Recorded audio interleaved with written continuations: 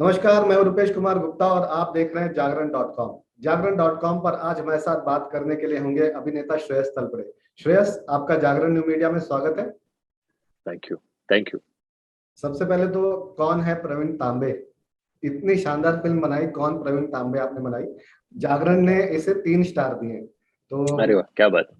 उस क्या समय बात है। मुझे बात करने का अवसर नहीं मिला, लेकिन आज जी। आज आपने समय निकालकर अपना बहुमूल्य समय दिया, इसके लिए आपको सबसे पहले बधाई। फिल्म के बारे थैंक में यू। बताइए, इतना दिलचस्प विषय। मेरे ख्याल से इंसान बहुत दिलचस्प है, प्रवीण तांबे। तो उन पे फिल्म भी जाहिर सी बात है वैसी बननी थी। उन्होंने जो कर दिखाया है, जो हासिल किया है, ये बहुत रेयर क्वालिटी होती है लोगों में, कि इतने साल स्ट्रगल करके, इतने बार फेल हुए फिर उभरे, फिर फेल हुए फिर उभरे, कभी छोड़ा नहीं। अपनी उम्मीद, अपना होप, अपना फेथ को कभी डगमगाने नहीं दिया। ये ऐसे लोग, अ, मतलब मेरे ख्याल से एक सदी में ऐसा बहुत कम लोग ऐसे आते हैं। तो I think I am very fortunate कि एक तो उनसे जान पहचान हुई, उनने जानने का, पहचानने का मौका मिला। आज मेरे भाई जैसे लगते हैं वो मुझे। और उन पे जो फिल्म बनी उसमें मुझे ये उनका किरदार करने का मौका मिला। ये मेरा वाकई में, मैं सौभाग्य समझता हूँ। थोड़ा भूमिका के बारे में बताइए। प्रवीण तांबे जी इतने लीजेंड क्रिकेटर हैं और काफी उम्र में आने के बावजूद, और हम वो स्ट्रगल देख भी रहे हैं। तो जब उनसे इस बारे में मिलना हुआ, क्या आप उनसे उन्हें पहले से जानते थे, या इस भूमिका के लिए आपने कैसे तैयारी की? नहीं, उन्हें ऑफ कोर्स जानता तो नहीं था, टीवी पे ही देखा था, आईपीएल के वक्त उन्हें देखा था। और काफी आश्चर्य लगा था उस वक्त मुझे भी। मैंने कहा, ये इंसान है कौन जो 41 की उम्र में जिसने डेब्यू किया है? आखिर ये है कौन, और 41 में क्यों? इसके पीछे की इनकी कहानी क्या रही होगी? तो ये सारे सवाल उस वक्त मेरे दिमाग में भी थे। और फिर वो रह जाता है यार, निकल जाता है। बट जब ये फिल्म के लिए मुझे फोन आया और बुलाया गया, तो मैं बहुत एक्साइटेड था ये सारे सवालों के जवाब जानने के लिए। तो जब उनसे मुलाकात हुई तो एक एक सवाल मैं पूछता गया और वो बताते गए। और पहले पहले ऐसा लग रहा था कि कैसे हो सकता है, कैसे मुमकिन हो सकता है, एक इंसान ऐसे कैसे हो सकता है कि जिसे लोग बार बार कह रहे हैं कि। और क्रिकेट में हमने देखा है कि 35-36 में तो लोग कहते चलो अब हो गया, अभी हम लोग दूसरा कुछ करेंगे, कोचिंग वोचिंग करेंगे वगैरह वगैरह। बट ये भाई साहब लगे रहे। तो उसके पीछे उनकी प्रेरणा क्या थी और सोच क्या थी, और इतने लोगों के बोलने के बावजूद कैसे कर रहे थे? तो उनका कहना बड़ा सिंपल था। इसे, मैं इतना प्यार करता हूँ क्रिकेट से कि मुझे लोगों की ये बातें कभी सुनाई नहीं दे रही थी कि आप ये छोड़ दो, अब बहुत हो गया। इसे मुझे कभी फर्क ही नहीं पड़ा, क्योंकि मैं खेलता था, मैं ग्राउंड पे उतरता था और मैं बाकी सब भूल जाता था, और मुझे सिर्फ मेरा गेम सामने दिखता था। तो आई थिंक ये एक बहुत रेयर क्वालिटी है। तो जब उन्हें जाना पहचाना तो अ, बड़ा अच्छा लगा कि मुझे उस वक्त उन्होंने इतना मोटिवेट किया, इतना इंस्पायर किया, कि जो फिल्म में आज दिख रहा है उसका हमारे डायरेक्टर को एक बहुत बड़ा श्रेय, और उसी के साथ साथ प्रवीण जी को, कि उन्होंने ऐसी लाइफ जी है कि वो आज मुझे पर्दे पे करने का मौका मिला। राहुल द्रविड़, हम देख रहे हैं ट्रेलर की, अगर हम ट्रेलर देखें तो राहुल द्रविड़ प्रवीण तांबे की सराहना कर रहे हैं और वो बहुत अच्छी जी। बातें बताते हैं। तो जी। जब आप फिल्म में उनके लिए, इस भूमिका के लिए तैयार हो रहे थे, तो कई सारी चीजें आपको जानने सीखने का मौका मिला। तो अगर आप कुछ बताना चाहें इस बारे में। नहीं, उनका सबसे इम्पोर्टेंट क्वालिटी उनकी ये है कि जैसे राहुल सर ने भी कहा है कि it is a very inspiring story in itself. और सबसे बड़ी क्वालिटी प्रवीण जी की ये है कि वो ये जो लाइन कहते हैं ना कि age is just a number, वो उसमें बहुत बिलीव करते हैं। वो ऐसे नहीं है कि अरे यार मैं, age is just a number, नहीं, वो बिलीव करते हैं कि आपके और आपके सपनों के बीच में आपकी उम्र कभी नहीं आ सकती। अगर आपने कुछ ठान लिया है और आपको वो हासिल करना है, तो आप लगे रहो। हाँ, ये कब मिलेगा ये आपको कोई नहीं बता सकता, लेकिन अगर आप लगे रहे तो आपको एक ना एक दिन वो चीज मिलेगी जरूर। ये एक बहुत बड़ी सीखने वाली बात है। और उसके लिए एज आपका ऑब्स्टिकल नहीं हो सकता। अगर आप में वो पैशन है, जज्बा है, तो you do it and you will definitely be able to achieve it.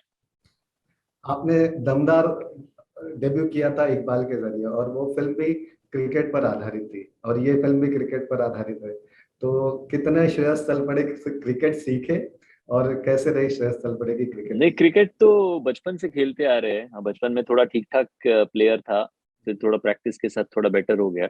Ji. But मुझे लगता है कि मेरे लाइफ में क्रिकेट का एक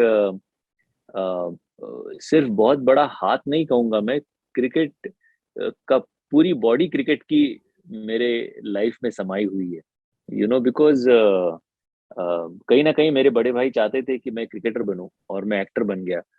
तो आई थिंक वही चीज है, ये उनके दिल की कुछ चीज है जो मुझे बार बार क्रिकेट की तरफ खींच के लाती है। एंड क्रिकेट मुझे इतनी बढ़िया फिल्में, इतने बढ़िया रोल देता है कि मैं बता नहीं सकता। बिकॉज पर्सनली ये वक्त था कि जब मुझे अपने आप को एज एन एक्टर रीडिफाइन करना बहुत जरूरी था, और उस वक्त ये फिल्म मेरे नसीब में आई, क्रिकेट दोबारा मुझे एक ऐसे रोल की तरफ ले गया which is unbelievable. So there is some divine connection with cricket, and I am only grateful, I am overwhelmed, and I am humbled by all the love that I've got for the film.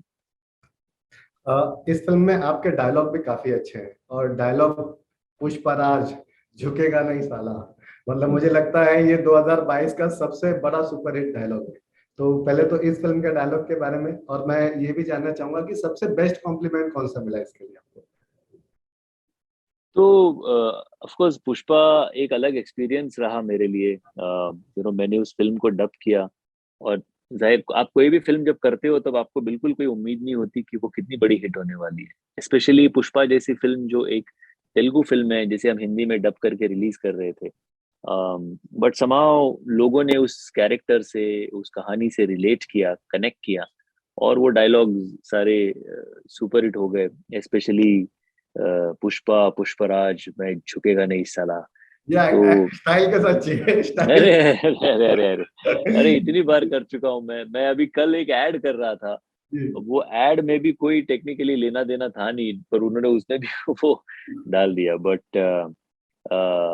करते वक्त भी मैंने enjoy बहुत किया था उस dialogue को, और वो ये था कि पुष्पा, पुष्पराज, मैं झुकेगा नहीं साला।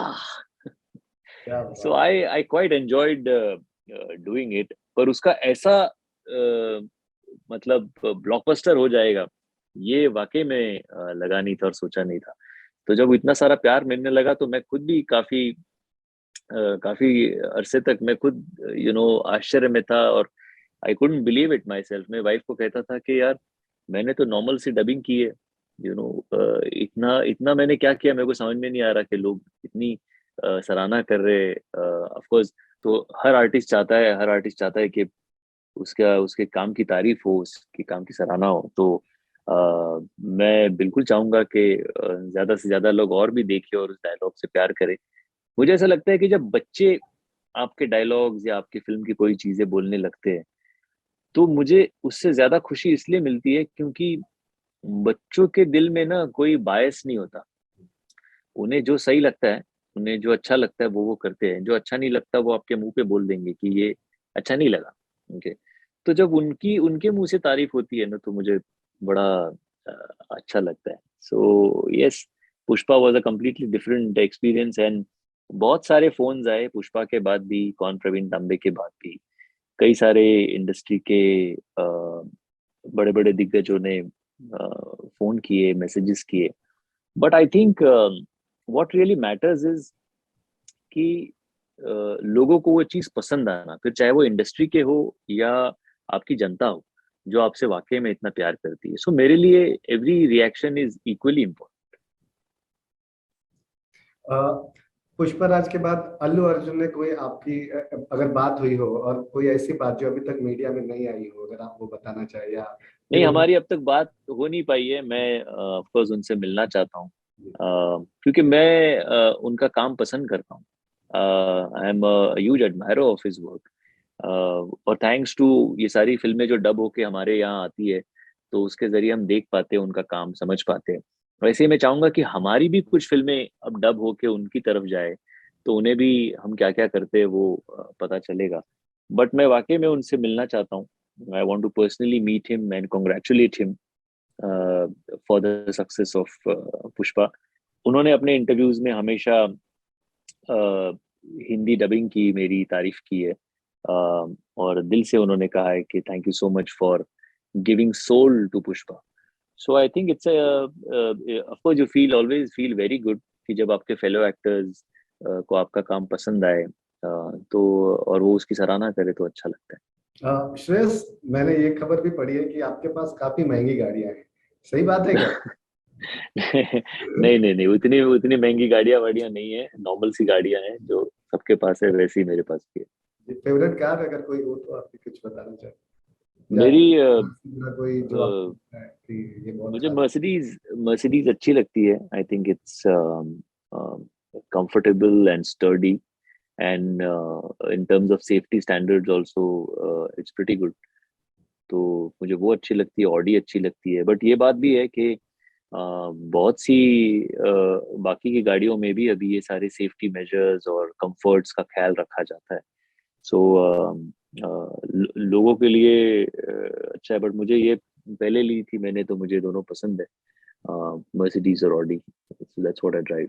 जी, शेष मेरे दो सवाल है। शेष एक सवाल जो आपने भी पुष्पराज को लेकर कहा कि अभी यश की भी फिल्म आई केजीएफ चैप्टर 2 और फिर पुष्पराज, क्या दक्षिण भारतीय की फिल्में बॉलीवुड पर हावी हो रही है, क्योंकि दोनों भी फिल्में 200-250 करोड़ के ऊपर का व्यापार कर चुकी हैं, इस पर आपकी क्या राय है? आई थिंक दक्षिण की हो या उत्तर की हो या ईस्ट की हो वेस्ट की हो, मतलब पुष्पा से एक चीज मुझे जो एनकरेजिंग लगी वो ये थी कि अगर अच्छा कंटेंट हो और वो आप अलग अलग भाषाओं में डब करके रिलीज करें, तो there is definitely an audience for that content. You know, eventually it boils down to great content and what people want. अब फिलहाल ऐसा हुआ कि पुष्पा हो या आरआर हो या केजीएफ हो, उन्होंने ऐसा कंटेंट लाया जो पूरा मास इंडिया देखना चाहता था, तो उन्होंने डब करके वो फिल्में रिलीज की और लोगों को पसंद आई और हजारों करोड़ का बिजनेस किया। सिमिलरली हिंदी फिल्में ऑफ कोर्स अगर हम उस तरीके से बनाएंगे, वैसे प्रेजेंट करेंगे, तो लोग क्यों नहीं देखेंगे, यू नो। फिर एंड मुझे ऐसा लगता है कि इट्स नॉट ओनली हिंदी और तेलुगु फिल्म्स, जो बाकी के रीजनल फिल्में, मराठी, गुजराती, पंजाबी, बंगाली, मलयालम, ऑफ कोर्स तमिल तो हमेशा से ही करते हैं, Kannada, all these films today have a chance to release it pan India, and they know कि पैन इंडिया उनके फिल्मों का ऑडियंस है। लोग वो फिल्में देखेंगे, लोग उस अगर अच्छी फिल्म है तो लोग जरूर देखेंगे और उसको पसंद करेंगे। शेष, अभी आज ही एक खबर आई है कि कभी कभी दिवाली में, जैसे मैंने पढ़ा तो उसमें आप नहीं है, लेकिन फिर भी ये खबर आई कि आप मतलब रिप्लेस किया गया, ऐसा कुछ है क्या? थोड़ा सा अगर आप इस पे बताना चाहे तो, ये आपकी इच्छा पर। नहीं मतलब प्लीज डोंट माइंड, बट उस पे मैं कोई कमेंट नहीं करना चाहूंगा। मैं सिर्फ इतना कहूंगा कि फरहाद सामजी जो उसके डायरेक्टर है, वो मेरे बड़े अच्छे मित्र है। और मैं बस इतना ही चाहता हूँ कि वो एक बहुत बढ़िया फिल्म बनाए। फिर उसमें मैं हूँ या नहीं हूँ ये और बात है, बट द आइडिया इज कि I want him to make a good film, but otherwise I I will I will not really, I would not want to comment on this right now. चलते चलते दर्शकों से आप कुछ कहना चाहेंगे? नहीं, मैं बहुत बड़ा थैंक यू कहना चाहूंगा सभी दर्शकों से कि टच वुड, लेकिन इस साल में फिर चाहे वो मेरा मराठी शो हो या पुष्पा हो या कौन प्रवीण तांबे हो, जो प्यार उन्होंने मुझे दिया है और इतनी खुशी जो मुझे और मेरे परिवार को दी है, उसके लिए हाथ जोड़ के आप सभी का धन्यवाद। एक आर्टिस्ट को सबसे ज्यादा कोई चीज अगर चाहिए होती है तो वो ये है, दर्शकों का प्यार। और वो मिले तो ऐसा लगता है कि ये ऐसा ही चलता रहे, ये कभी कम ना हो, ये कभी खत्म ना हो, ये बस ये प्यार बढ़ता जाए। So big thank you to each and everyone. धन्यवाद श्रेयस, हमसे बात करने के लिए बहुत बहुत धन्यवाद आपका। Thank you. Thank you.